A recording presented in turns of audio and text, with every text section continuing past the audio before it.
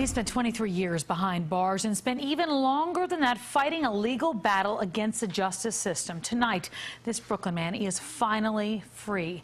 Everton Wagstaff's wrongful conviction has been overturned, but his case and other new developments show just how widespread this problem really is.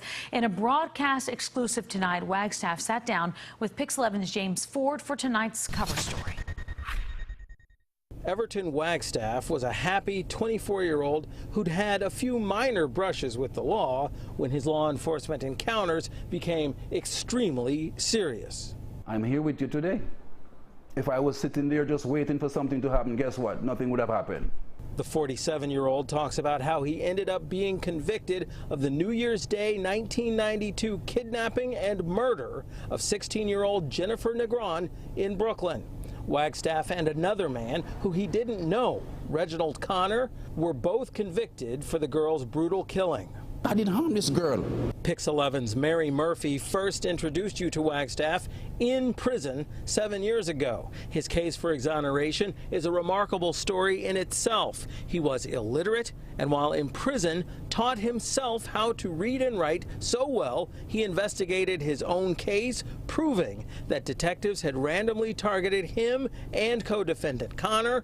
Cops told a crack-abusing prostitute to testify against them in exchange for leniency in her own case, even though she'd never even seen the two men before. It sent the once easygoing young man to prison for nearly 23 years until a judge overturned his conviction last fall. But Brooklyn prosecutors insisted on having the case reheard. And I thought when the judge initially made the decision by dismissing the indictment and vacating the case, it was going to be it. And then I realized that the DA was still want to fight on, and I said, my God, when will this over? Wagstaff only got the case completely thrown out by a unanimous vote of a panel of appeals judges on Monday.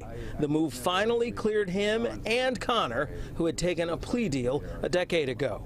I know I have truth on my side. And I know if God is who God is, and if the truth is what the truth is, I know eventually I would have won. I would be vindicated. We're already up to 50 exonerations this year alone, James.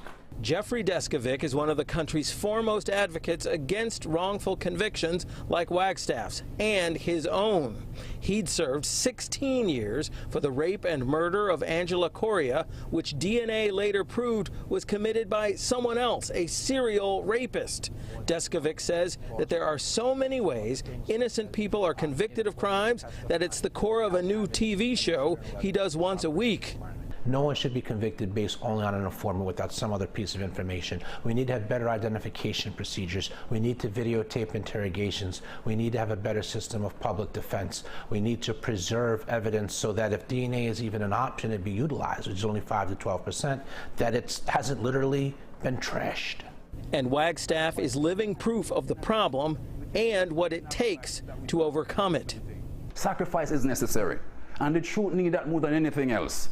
So had I sit back and didn't do anything and just throw in the towel and say I'm not doing anything, then I would have do a great disservice to the truth.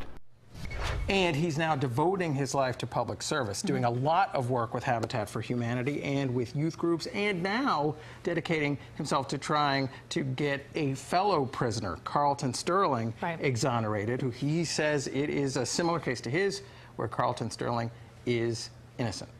23 years behind bars. He sat down with you for the first time. How did he seem to you? Because he seems very, acclimated. I mean, that 23 years, No, truly remarkable. He's inspirational, and he said because he was true to the truth, that's what kept him going and keeps him positive, and has him and Jeffrey Deskovic, the other gentleman you saw in that story, fighting in Albany to have new rules put in place, particularly to scrutinize prosecutors to make sure that they turn over all evidence before a criminal trial, and that's been a challenge and has caused a lot of these wrongful convictions, Tamsin. Paying forward, helping other people one at a time. That's what they're doing. All right, James, thank you so much.